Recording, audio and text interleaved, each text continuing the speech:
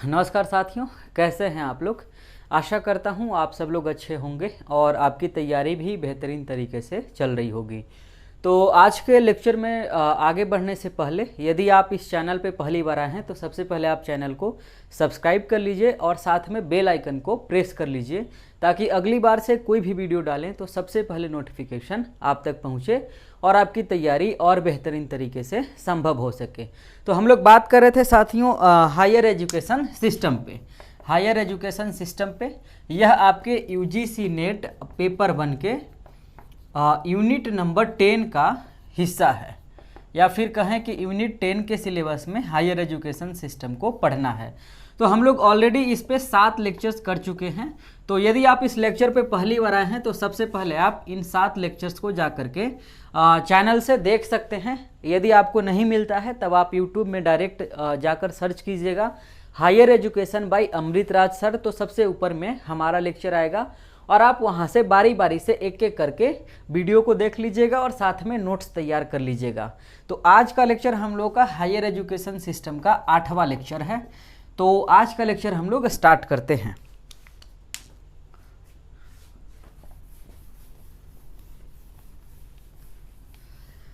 अब इस लेक्चर में आगे पढ़ने से पहले आप सभी से रिक्वेस्ट है जो हमारे रेगुलर स्टूडेंट हैं कि जब आप वीडियो को देखें तब आपके वीडियो देखने के दौरान बहुत सारे ऐड आते हैं। तो बहुत ज़्यादा तो नहीं लेकिन 2-3 ऐड आता होगा, तो आप लोग ऐड को स्किप नहीं कीजिएगा, ऐड को पूरा देखिएगा। 10 या 20 सेकेंड का ऐड होता है तो आप देख लीजिएगा। एक तो माइंड भी रिफ्रेश हो जाएगा और दूसरी बात उससे मोनेटाइजेशन हो चुका है हमारा चैनल का, तो चूँकि थोड़े बहुत उससे रिवेन्यू भी जनरेट होता है ताकि उससे आगे चैनल को बढ़ाया जा सके। ठीक है, तो चलिए हम लोग स्टार्ट करते हैं। हम लोग बात कर रहे थे हायर एजुकेशन सिस्टम पे, जिसमें मैंने आपको बताया था एक तो एंसेंट के बारे में बात कर चुके थे और अब हम लोग मॉडर्न के बारे में बात कर रहे थे, जहां पर मैंने बताया था 1757 से लेकर 1947 तक बात करेंगे। तो हम लोग 1757 से 1857 को एक लेक्चर में कवर किए थे और उसके बाद हम लोग 1857 से लेकर 1947 को दूसरे लेक्चर में कवर किए थे। आज हम लोग कवर करने वाले हैं 1947 से आगे।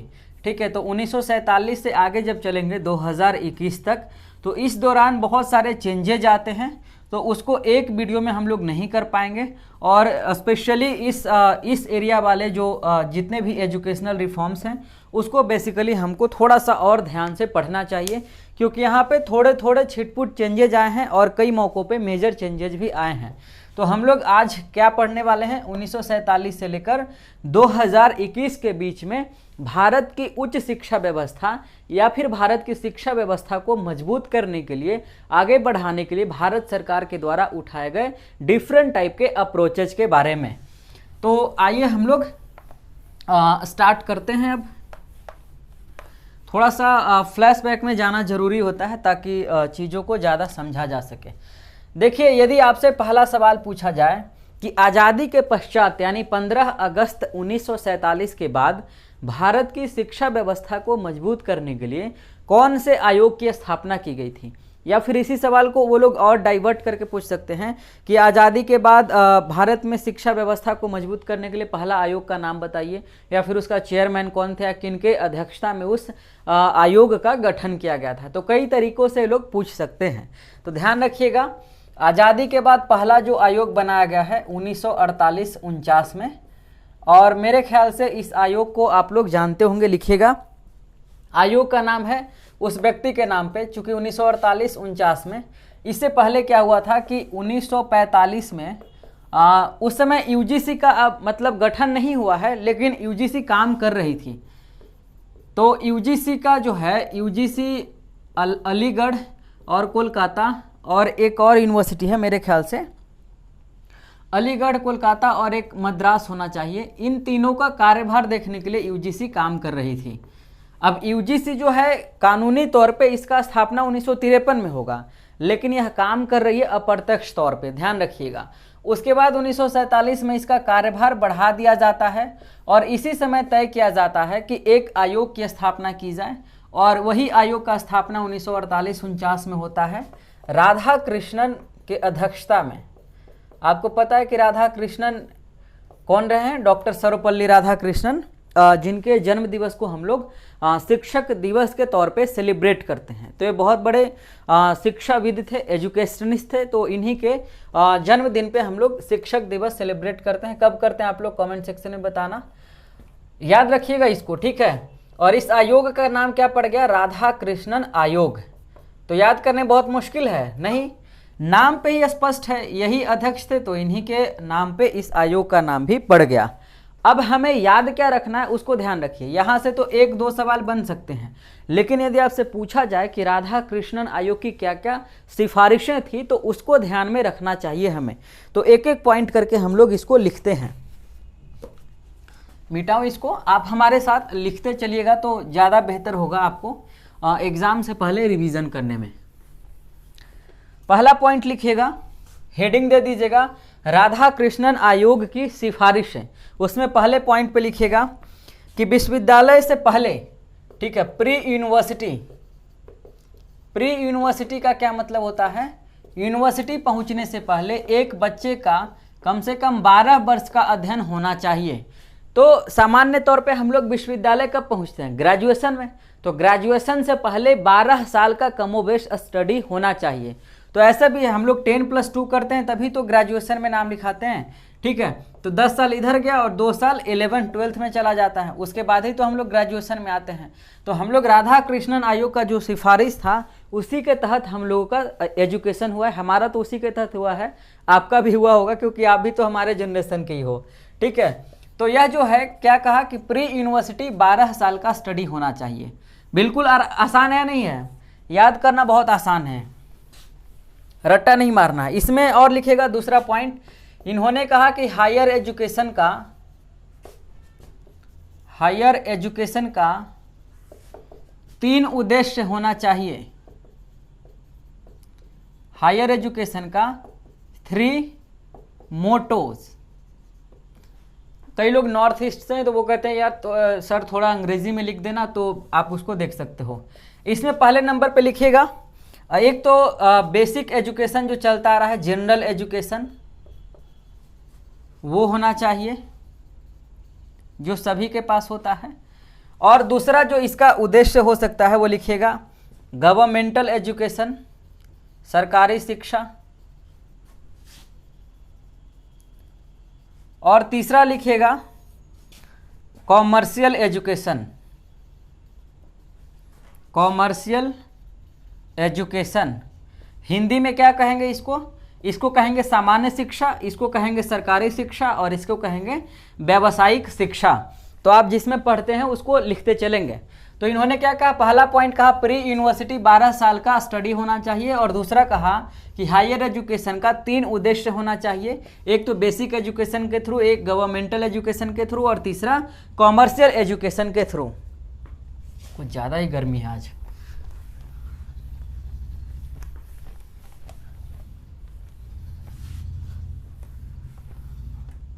आगे लिखिएगा, अगला पॉइंट लिखिएगा, तीसरा पॉइंट कि किसी भी प्रकार का एडमिनिस्ट्रेटिव ऑफिसर बनने के लिए एक बच्चे के पास मिनिमम ग्रेजुएशन का होना जरूरी है। आज आपको पता होगा कि आप यूनियन पब्लिक सर्विस कमीशन का या फिर आप किसी स्टेट पीसीएस की तैयारी करते हैं तो बिना आप ग्रेजुएशन का फॉर्म ही नहीं भर सकते हैं। तो ग्रेजुएशन का होना जरूरी है। तो यह कब से लागू हुआ है, एडमिनिस्ट्रेटिव सिस्टम के लिए, एडमिनिस्ट्रेटिव ऑफिसर बनने के लिए मिनिमम ग्रेजुएशन का होना जरूरी है। ऐसा किसने कहा था, ऐसा कहा था राधा कृष्णन आयोग ने, और इसको आज तक हम लोग फॉलो करते हैं। चौथे नंबर पे लिखिएगा, इन्होंने कहा कि जिस तरीके से शांति निकेतन पता है कहाँ में है, कोई बताएगा? शांति निकेतन मेरे ख्याल से 1916 में बनाया गया होगा। और उसके बाद कहा इन्होंने कि शांति निकेतन और जामिया का मतलब जामिया मिलिया इस्लामिया, ठीक है, इसके बेस पे या बिल्कुल इसी तरह कई और ग्रामीण यूनिवर्सिटी का निर्माण किया जाना चाहिए। तो आज जामिया दिल्ली में पड़ता है ना, जामिया एक्चुअली यहाँ पे नहीं था, वो अलीगढ़ वाले हिस्से में था, ठीक है। वहाँ से जामिया के लोगों को भगा दिया गया, तब ये लोग यहाँ करके जामिया शिफ्ट करके दिल्ली के आसपास, पहले जामिया यहाँ नहीं थी। तो जामिया एक ग्रामीण, इसका जो कैंपस था बहुत रूरल कैंपस था, और शांति निकेतन का कैंपस रूरल था और अभी भी है, बहुत ज़्यादा अर्बन एरिया नहीं है, मतलब सेमी अर्बन में काउंट किया जाता है शांति निकेतन वाला। अभी जो है शांति निकेतन जो रविंद्रनाथ टैगोर ने बनाया था, इसको अभी हम लोग विश्व भारती विश्वविद्यालय के नाम से जानते हैं, विश्व भारती विश्वविद्यालय के नाम से। इसकी एक खास बात और है कि यह WB का यानी वेस्ट बंगाल का एकमात्र सेंट्रल यूनिवर्सिटी है, और इसका फॉर्म भी अभी आया हुआ है। तो यदि आप लोग PhD के लिए अप्लाई करना चाहते हैं तो आप यहाँ पर कर भी सकते हैं। तो इन्होंने क्या कहा कि जिस तरीके से शांति निकेतन बनाया गया और जिस तरीके से जामिया बनाया गया ग्रामीण इलाकों में बच्चों को पढ़ने के लिए, उसी के तर्ज पे भारत में और भी यूनिवर्सिटी का निर्माण होना चाहिए। हर एक सेंटेंस में चाहिए लगा रहेगा, क्योंकि यह आदेश नहीं है ना, यह सिफारिश है। तो आप आज्ञा कर रहे हैं किसी से, या फिर आग्रह कर रहे हैं, आज्ञा नहीं आग्रह कर रहे हैं कि ऐसा होना चाहिए। यहां तक क्लियर है? मिटाएं, मिटा देते हैं।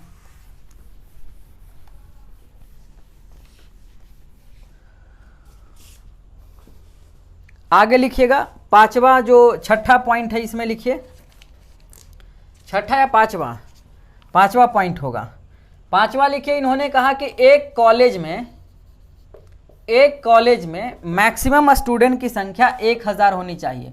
मतलब कहा कि एक कॉलेज में 1000 से ज़्यादा बच्चों का एडमिशन नहीं दिया जाए, ताकि व्यवस्था ना भंग पड़ जाए। मतलब 1000 बहुत है आज के दौर में भी, हालांकि अभी तो 10-10 हज़ार बच्चे पढ़ते हैं एक यूनिवर्सिटी में।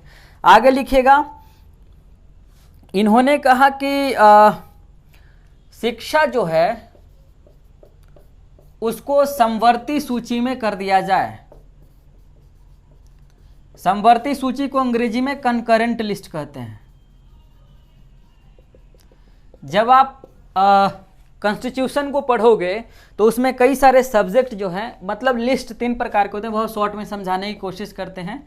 लिस्ट जो है वह 3 प्रकार का है, एक सेंट्रल लिस्ट है, और एक स्टेट लिस्ट है, और तीसरा ये है।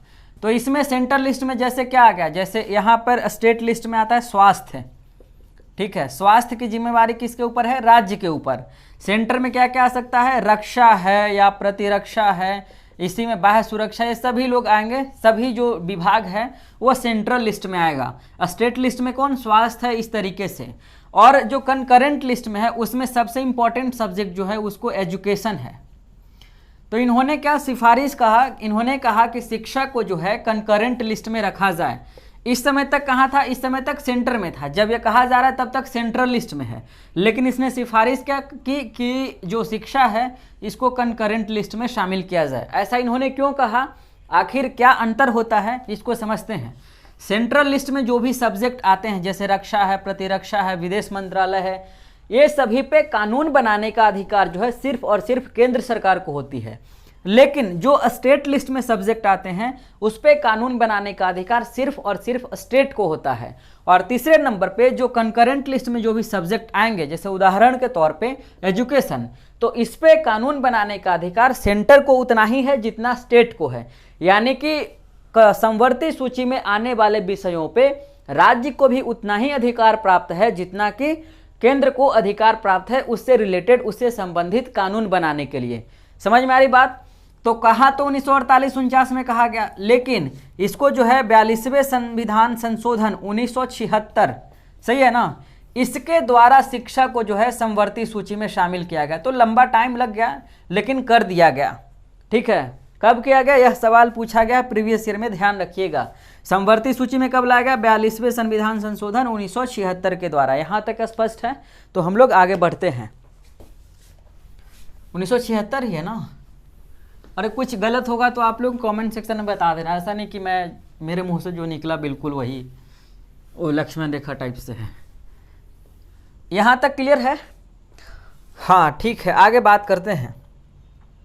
अब इसी में एक सिफारिश कहा कि यार अब ऐसा है कि विश्वविद्यालय की देखरेख के लिए ना एक आयोग बना दिया जाए। तो आयोग का नाम क्या रखा गया? बोला गया कि यूजीसी नामक एक आयोग बना दिया जाए।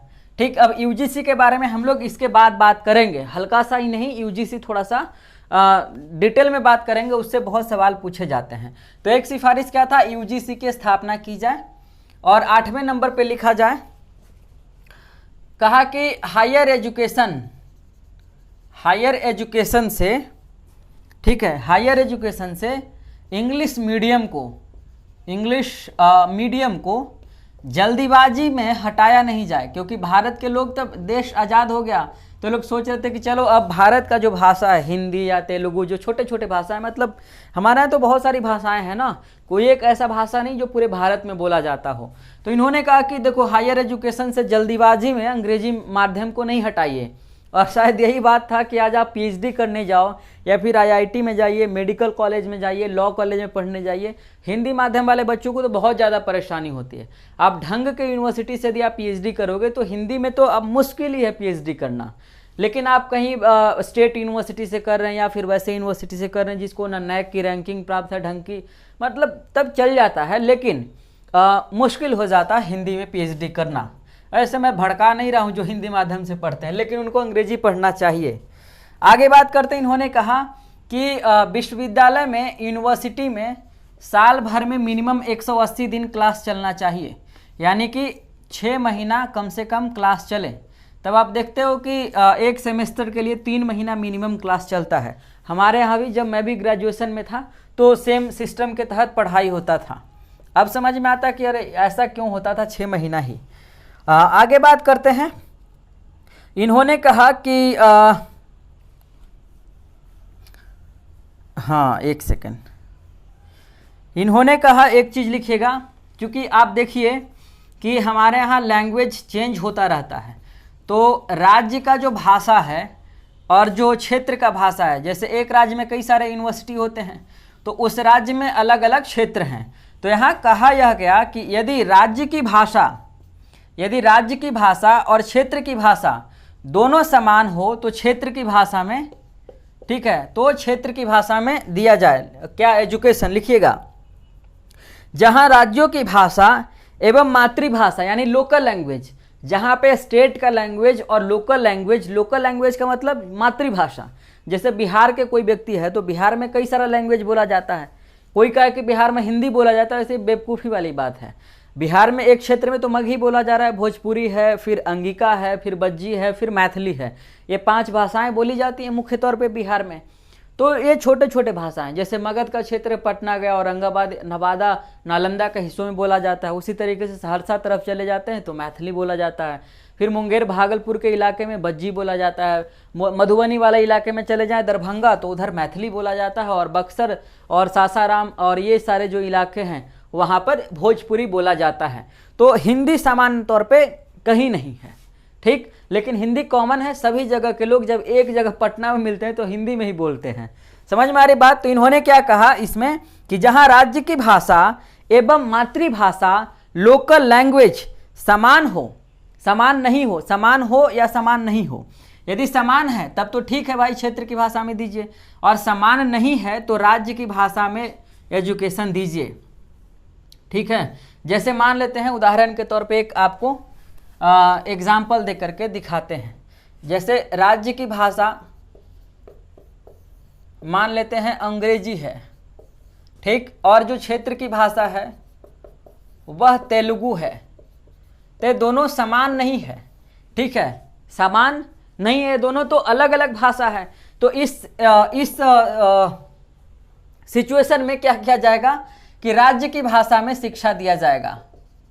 लेकिन ये दोनों जब समान ही रहेगा तो राज्य की भाषा में तो क्षेत्र की भाषा में। इन लोगों ने बहुत कायदे से काम किया। जैसे कि मान लीजिए कि एक राज्य में कई सारे क्षेत्र होते हैं, ठीक। अब मान लो कि आप राज्य का भाषा अंग्रेजी है और आप यहाँ पे क्षेत्र का भाषा तेलुगु है, तो आप तेलुगु में एजुकेशन देने लगेंगे। तो चूंकि राज्य में कई सारे क्षेत्र हैं तो बाकी क्षेत्र वालों को तो पढ़ने में दिक्कत हो जाएगा, ठीक। इसलिए क्या किया जा रहा है, राज्य की भाषा में शिक्षा दिया जा रहा है, जहाँ पे इन दोनों का लैंग्वेज इक्वल नहीं हो वहाँ पर। समझ में आ गई बात, कॉन्सेप्ट समझ में आया नहीं आया? यहाँ तक समझ में आ गया तो हम लोग राधा कृष्णन आयोग को लगभग पढ़ चुके हैं, यह खत्म हो गया, ठीक है। आगे बढ़ते हैं अब हम लोग। अब देखो, जैसा कि मैंने बताया कि 1948-49 में जब आयोग बना तो उसने एक सिफारिश की थी कि यूजीसी का निर्माण किया जाए, एक आयोग का, और आयोग का नाम उसने सुझाया था यूजीसी। तो कई बार फुल फॉर्म पूछा गया यूजीसी का, कई बच्चे नहीं जानते हैं तो लिखिएगा यूनिवर्सिटी ग्रांट कमीशन कहते हैं, और यह जो है हिंदी में इसको क्या कहेंगे,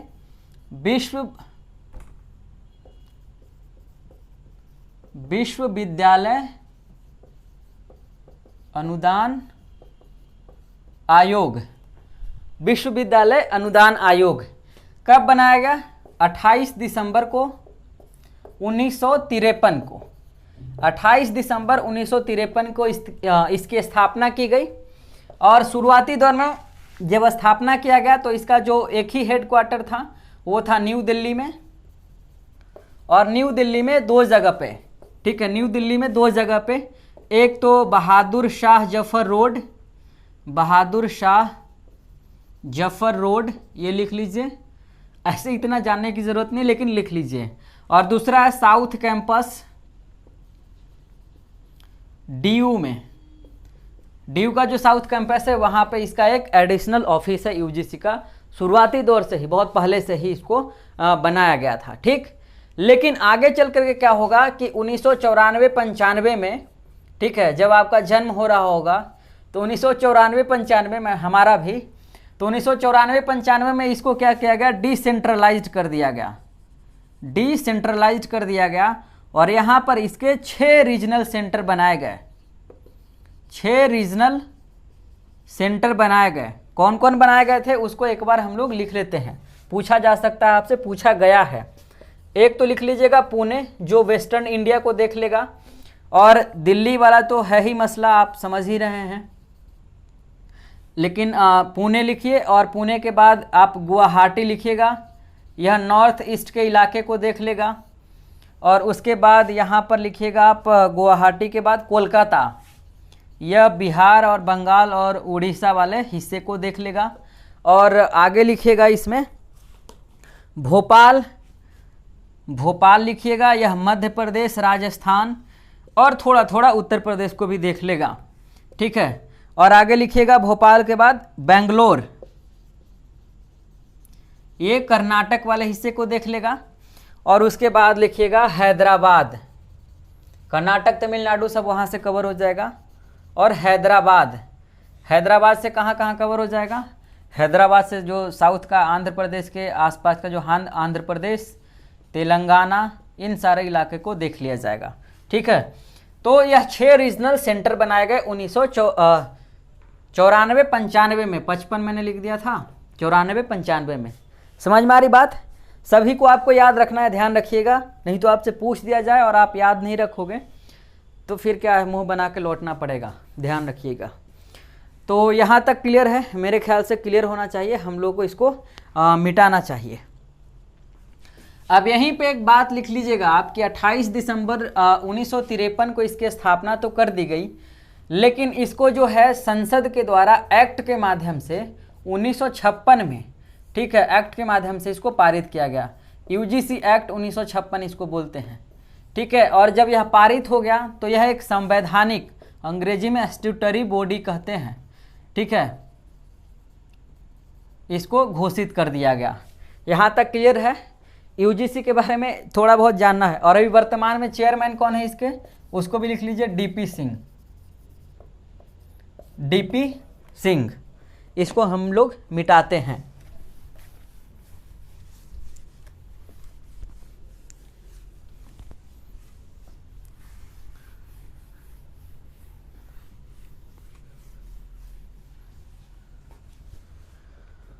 अब कुछ कुछ लिख लीजिएगा, इसका काम क्या है, इसका काम क्या है, काम में लिखिएगा, पहले नंबर पे लिखिए, विश्वविद्यालय शिक्षा में सुधार के लिए यूनिवर्सिटी एजुकेशन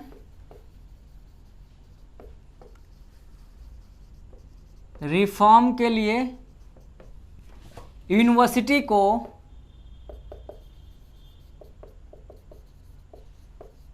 सजेशन देना या एडवाइस देना। दूसरे नंबर पे, अब बताओ इस पॉइंट में समझने की कोई ज़रूरत है? यूजीसी के अंतर्गत भारत के सभी विश्वविद्यालय आते हैं और अभी हम लोग यह भी बात करेंगे कि कितने प्रकार के यूनिवर्सिटी होते हैं, उसके बारे में भी बात करेंगे। थोड़ा सा पेशेंस बना के रखिए। इसमें क्या है, यूनिवर्सिटी एजुकेशन रिफॉर्म्स के लिए यूनिवर्सिटी को सजेशन देना, यानी यूजीसी क्या करेगी कि भारत में जितने भी विश्वविद्यालय हैं उनके शिक्षा व्यवस्था में सुधार के लिए सभी यूनिवर्सिटी को सलाह देती है, सुझाव देती है कि इस तरीके का स्टेप उठाया जाए। दूसरे नंबर पे लिखिएगा, विश्वविद्यालय को अपने कोष से, ठीक है, धन राशि देना। अब ऑब्वियस सी बात है, इसका नाम है यूनिवर्सिटी ग्रांट कमीशन। तो अपने कोष से, यानी अपना जो इसका फंड है वहाँ से सभी यूनिवर्सिटी को ग्रांट देती है ताकि वहाँ हायर एजुकेशन का डेवलपमेंट किया जा सके। और तीसरे नंबर पे, कभी ऐसा मौका लगा कि न्यू यूनिवर्सिटी की स्थापना करना है तो इसके बारे में भी यूजीसी जो है सलाह देती है, क्योंकि ओवरऑल तो फाइनली यूजीसी को ही ना एक्रेडिटेशन देना है कि यह मान्यता प्राप्त विश्वविद्यालय है या नहीं है। और चौथे नंबर पे लिखिएगा, भारत सरकार, अब देखो जो इंडियन गवर्नमेंट है, चाहे किसी की भी सरकार हो, इंडियन गवर्नमेंट की बात कर रहे हैं हम लोग, तो शिक्षा से रिलेटेड जो भी सवाल यदि यूजीसी से पूछा जाता है तो ऑब्वियस सी बात है यूजीसी का काम है भारत सरकार को जवाब देना। हालांकि यूजीसी एक ऑटोनॉमस बॉडी है, हिंदी में इसको स्वायत्त इकाई कहते हैं। पांचवें नंबर पे लिखिएगा, कभी कभी भारत सरकार को शिक्षा व्यवस्था के लिए सुधार के लिए यदि सुझाव की ज़रूरत पड़ती है तो यह यूजीसी से पूछताछ करती है। तो यह भारत सरकार को भी समय समय पे सुझाव, सलाह या परामर्श देते रहती है। कौन? यूजीसी। तो इस तरीके से इसके 4-5 कार्य हैं। मेरा ख्याल है कि आपको समझ में आ गया होगा। इन सभी के अलावा यह भी कह सकते हैं कि हायर एजुकेशन को प्रमोट करना, रिसर्च स्कॉलर जितने भी होते हैं यूनिवर्सिटी में उन सभी को फेलोशिप देना, यह यूजीसी का काम है, ताकि हायर एजुकेशन में या फिर रिसर्च के फील्ड में ज़्यादा से ज़्यादा काम हो सके। और फेलोशिप के तौर पे हमने आपको बताया था कि जेआरएफ होता है, एसआरएफ ये लोग देते हैं, ठीक है। उसके अलावा पीडीएफ देते हैं, उसके अलावा एनएफएससी देते हैं, एनएफएससी, उसके अलावा एनएफओबीसी देते हैं, उसके बाद एमएएनएफ देते हैं। ये क्या है? एनएफएससी क्या होता है? National fellowship for schedule caste student, और यह national fellowship for other backward caste student, और यह मौलाना आज़ाद नेशनल फेलोशिप। यह केवल मुस्लिम कैंडिडेट को दिया जाता है, अल्पसंख्यक विद्यार्थी को, और यह जो ओबीसी को, और यह जो एससी कैंडिडेट को। अब यह दोनों कैसे मिलता है इसके बारे में यदि बात करें तो देखिएगा, आपका यदि कुछ परसेंटाइल से या कुछ परसेंट से यदि आपका जेआरएफ छूट जाता है तब 15 दिनों बाद एनटीए क्या करती है कि एक रिजल्ट अपलोड करती है एनएफएससी अवार्ड वाले स्टूडेंट का। आप वहां पे अपना रोल नंबर चेक कर सकते हैं। जेआरएफ के जितना ही पैसा मिलता है, कोई भी अंतर नहीं है इसमें। अंतर ये कि वहां पे जूनियर रिसर्च फेलोशिप है और यहाँ पर national fellowship for schedule caste student है। तो आप यदि कुछ परसेंट से छूट जाता है तब आप उम्मीद कर सकते हैं कि यहाँ पर आपका नाम भी आ सकता है। यदि आप इस कैटेगरी में से आते हैं तब यह तीनों फेलोशिप का वही प्रावधान है। विशेष तौर पे कभी बात करेंगे उस पे, इसको हम लोग मिटाते हैं। समझ में आ रही बात?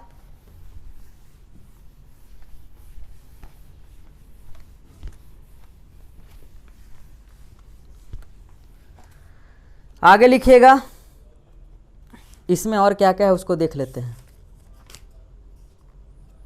ठीक है, इसमें और कुछ जानने की ज़्यादा आवश्यकता नहीं है, लेकिन इसमें 1-2 पॉइंट और लिखिए। और पॉइंट यह लिखिएगा कि दिसंबर 2015 में यूजीसी के अंतर्गत ही एक संस्था बनाया गया, NIRF।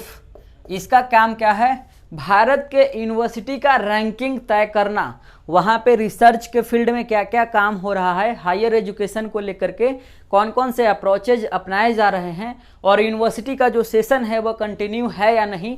यानी बेसिकली इन शॉर्ट कह सकते हैं कि विश्वविद्यालय के अंतर्गत, यानी विश्वविद्यालय में जो भी शिक्षा व्यवस्था चल रहा है उसको देख करके ये लोग यूनिवर्सिटी को रैंक प्रदान करते हैं।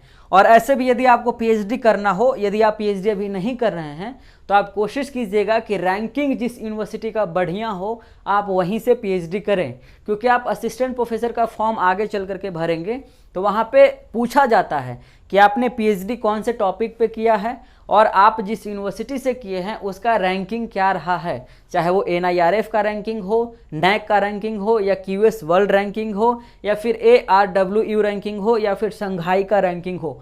रैंकिंग करने के लिए बहुत सारे आयोग बनाए गए हैं, तो हम लोग एक एक करके विस्तार में कभी बात करेंगे।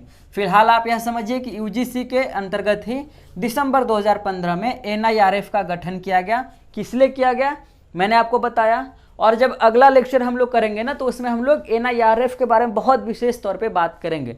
फिलहाल इसका फुल फॉर्म लिख लीजिए, नेशनल इंस्टीट्यूट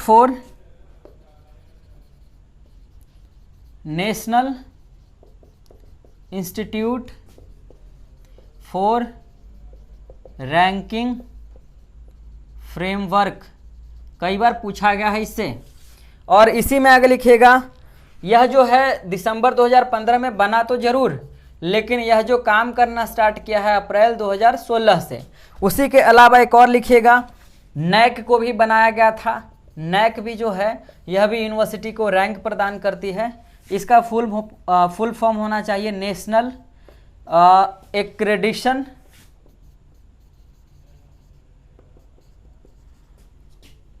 असेसमेंट काउंसिल। सही है, ठीक है। नेशनल असेसमेंट, ये है national assessment and accreditation council. इसका फुल फॉर्म यह है, थोड़ा सा आप सुधार कर लीजिएगा। इसमें एक दो पॉइंट और लिख लीजिए जो बहुत इंपॉर्टेंट है, आपसे पूछा जा सकता है। एक बात मैं आपको बता दूं कि यूजीसी के अंतर्गत बहुत तरह के यूनिवर्सिटी आते हैं, तो फिलहाल इस लेक्चर में हम लोग नहीं बात करेंगे, क्योंकि यह लेक्चर ऑलरेडी लंबा हो गया है, आधे घंटे से ज़्यादा का करना भी नहीं था इसे। लेकिन फिर भी देखते हैं, यूजीसी के अंतर्गत कई यूनिवर्सिटी आते हैं, और यूनिवर्सिटी का टाइप क्या क्या होता है। एक तो होता है सेंट्रल यूनिवर्सिटी, दूसरे होते हैं स्टेट यूनिवर्सिटी, और तीसरे नंबर पे होते हैं डीम्ड यूनिवर्सिटी, चौथे नंबर पे होते हैं प्राइवेट यूनिवर्सिटी, पांचवें नंबर पे होते हैं ओपन यूनिवर्सिटी। बेसिकली आप कहीं सर्च करेंगे तो यही चार मिलेगा, लेकिन ये पांचों को एक्रेडिशन यूजीसी से ही मिला हुआ है। तो एक अगले लेक्चर में हम लोग बात करेंगे, एक एक लेक्चर कर लेंगे। सेंट्रल यूनिवर्सिटी पे एक लेक्चर, स्टेट पे एक लेक्चर, डीम्ड पे और प्राइवेट पे और ओपन यूनिवर्सिटी पे, क्योंकि इसमें थोड़ा सा डिटेल में पढ़ेंगे तभी मजा आएगा।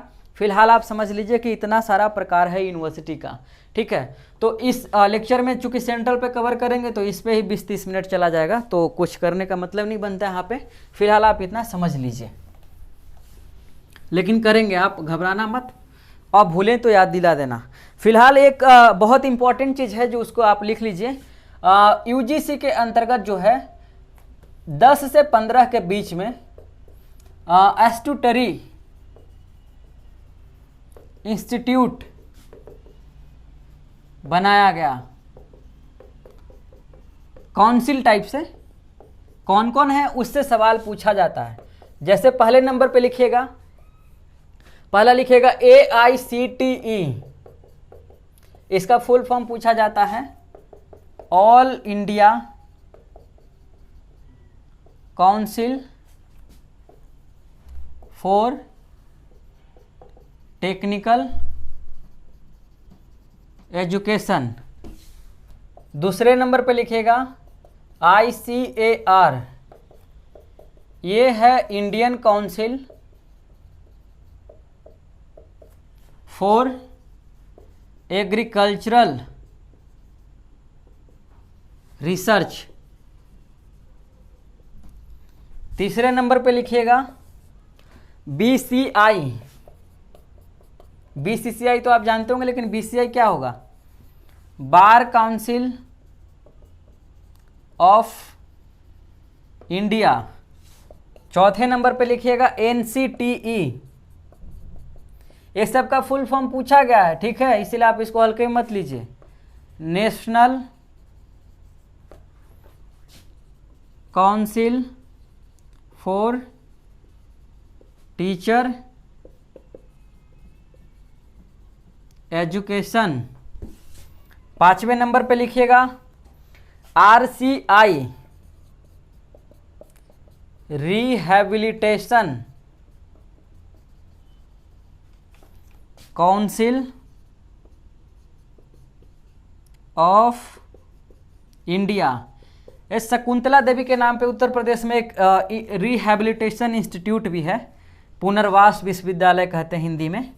और छठे नंबर पे लिखिएगा MCI, MCI तो समझ गए होंगे, मेडिकल काउंसिल ऑफ इंडिया।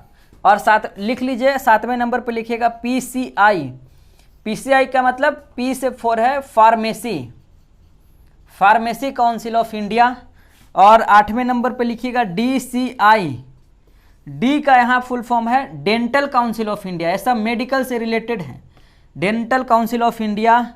और 9वें नंबर पे लिखिएगा CCH, फुल फॉर्म लिखिएगा central council for homeopathy, central council for homeopathy. यहाँ से फिर से याद कर लीजिए, medical council of India, pharmacy council of India, dental council of India and central council for homeopathy CCH।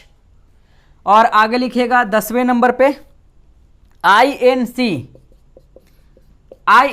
Indian nursing council, Indian nursing council. समझ में आ रही बात? समझना क्या इसमें आप लिख लीजिए। 11वें नंबर पे लिखिए CCIM, इसका फुल फॉर्म लिखिए central council for Indian medicine, central council for Indian medicine. यहां तक क्लियर है? 12वें नंबर पे लिखिएगा NCRI, national council for rural institute, national council for rural institute. और 13वें नंबर पे लिखिएगा COI, ठीक है, council for architecture, COA, council of architecture. और लास्ट बट नॉट लिस्ट यह लिखिएगा SCHE, का मतलब state council for higher education, state council for higher education. इन सभी को आप 1 बार 2 बार 3 बार 4 बार 5 बार 10 बार जैसे भी हो सके आप याद कर लीजिएगा, क्योंकि एक सवाल ये लोग पक्का पूछते हैं। तो मेरा ख्याल है कि आज हम लोग 2 मुद्दों पे बात किए हैं, राधा कृष्णन आयोग पे और यूनिवर्सिटी ग्रांट कमीशन पे। तो मैं उम्मीद करता हूं कि हम लोग जितना भी बात किए हैं वो आपको पूरी तरीके से समझ में आ गया होगा। जहां पर भी आपको दिक्कत लगा हो आप कमेंट सेक्शन में मिनट और सेकंड के साथ रोक करके आप पॉइंट आउट करके नीचे बता सकते हैं। और अपने तमाम सारे जो दोस्त जो UGC नेट की तैयारी कर रहे हैं उनको आप हमारे चैनल के साथ जोड़िए और इस चैनल को आगे बढ़ाने में आप हमारी मदद कीजिए। तो मिलेंगे हम लोग अगले लेक्चर में। और जो जितने भी नैक या फिर NIRF को मैंने छोड़ा है या फिर जो QS वर्ल्ड रैंकिंग है, संघाई का है, ARWU है, इन सभी के बारे में एक वीडियो में बहुत विस्तार से चर्चा करेंगे। बहुत बहुत शुक्रिया इस वीडियो को देखने के लिए। अगले वीडियो में मिलते हैं। Thank you very much.